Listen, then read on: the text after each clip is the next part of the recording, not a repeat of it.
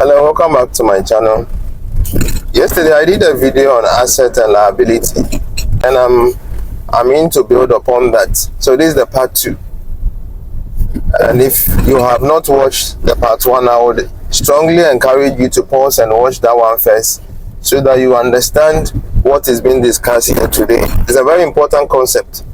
I'm saying this because we have Ghanaians and Africans who acquire liability thinking that they are assets. You work for all your life, you sacrifice your time, your health and everything just to go and buy liabilities, things that will take money away from you. And even if you are aware about it, that's a different matter. But you acquire liabilities, but to you, you think that they are an asset to you. So now today, this is what I want to discuss with you. You will never be truly financially free. You will never be a man of great wealth if you're unable to distinguish between assets and liability. And you should also understand that it is within, especially within your 20s to your 40 years, that you acquire as much asset as you can. The moment you have more liabilities than assets, you will never be able to make it. You won't. So I need you to pay attention to the things that you have acquired over your years of service and working, and see and classify them whether they are assets to you or liabilities. In other words, whether they are putting money into your pocket or they are taking money away from you, and categorize them and see whether you have more assets or you have more liabilities. Trust me, you will never be able to truly make it in life and break free, and break, especially now that you are moving into your 40s. You will never be financially free. Live the life that you want to live as long as you have more liabilities than assets. And as you know, in my previous video, I said that assets are things that keeps on putting money into your pocket. The fact that you have a building doesn't make it into an asset. It can become a liability. Whatever you have is an asset or a liability depending on how you use it. If you have a house that you are renting that you generate income from time to time, it's an asset. If you have a vehicle that you are using it directly into your business, or you use it for transport or whatever that brings income to you, it's an asset. Okay, but if you have a vehicle that is just parked, that from time to time you move it from point A to point B, you have to do maintenance, you have to do repairs, you have to do insurance and stuff, roadworthy and stuff. You spend money, you take money from your pocket to buy fuel into it. Such possession is a liability in your life. So I'm here to really let you know and to encourage you that in your 20s and your 30s, this is the time that you need to do everything possible in your power to acquire as much asset as you can. Asset as you can. Asset, by that I mean things that are generating and will generate income. Things that will generate and put money into your pocket. Because that is how the rich think. They are always thinking about this money that I have acquired. This 100,000, 300,000. How do I invest this money so that I can be able to generate more income? Okay, then let me buy this vehicle and use it for a transport business. Or let me start this business. Okay, let me start this business. I'm a strong advocate for businesses. Massa, business will give you things that you will never be able to give to yourself in 1,000 years. Establishing a business is not as difficult as you think. Establishing a business is not as difficult as you think.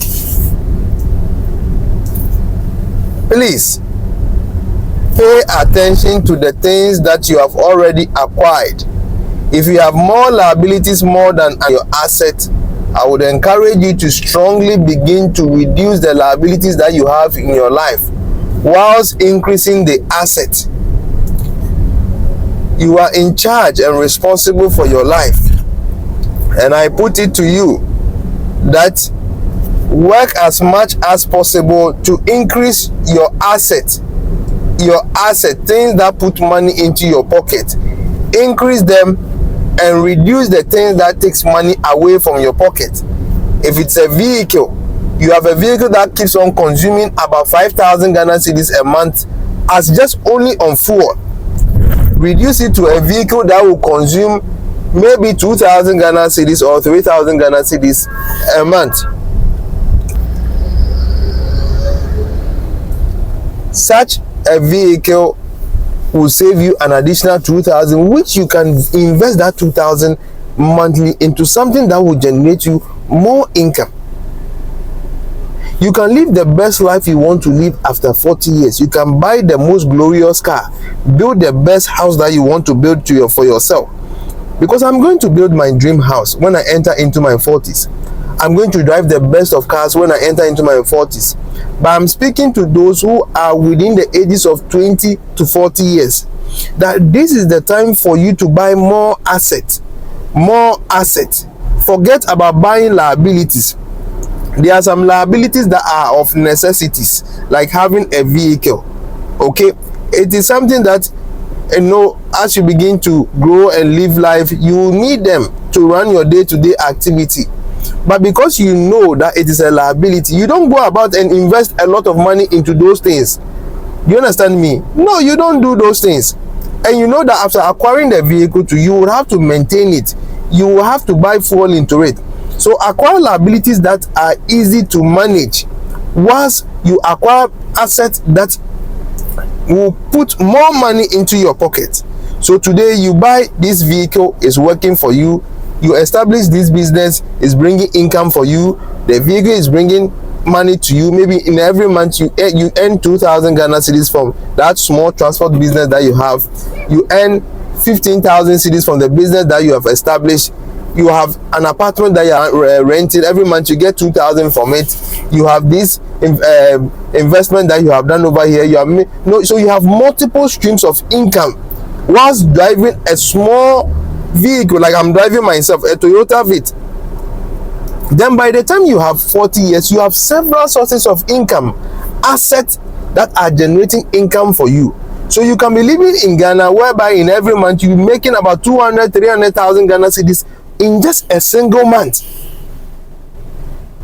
And from 40 years going, master, you can live in whatever apartment you want to live in. 50-bedroom apartment.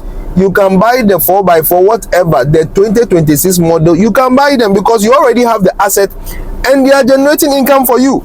You don't have to work in order to eat. Okay, so once you are in your 20s, this is not the time for you to be buying the biggest of all cars and whatever, knowing that these things are liabilities.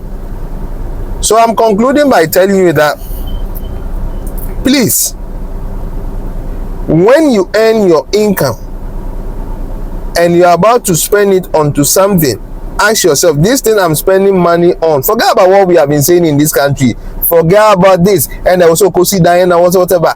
Master, you can take almost about 300,000, 400,000 cedis to go and build a house whilst you are in your 20s and 30s. You can invest that money into an income generating asset. If you are going to rent the house, I have no issue. But I have friends who have built houses in remote areas, Amasama and the rest. Some of them, their house crumbled, they are not even completed. They have gotten to a point, they have invested over 300,000 into the building. They are not done with that. But I chose to invest my money into assets, income generating activities. And trust me, such individuals are still making what they were previously. There are some who have even abandoned their project. Okay, and whatever they are building, when all is said and done, I can build that thing when I am done with what I'm doing in just a single month. I will be able to build those things. Okay, so whilst they are focused on building those houses which are not going to bring income to them and buying the expensive cars and whatever, I am focused on building my asset base. My asset base. I'm not persuaded by the way our culture and a kusifie and a kotoka kesiani. No. I'm persuaded by my financial literacy. I am financially educated, and I am educated because I was taught in my line of work, and by that I am also extending this knowledge to you, that my friend, it is way possible to make it in Ghana.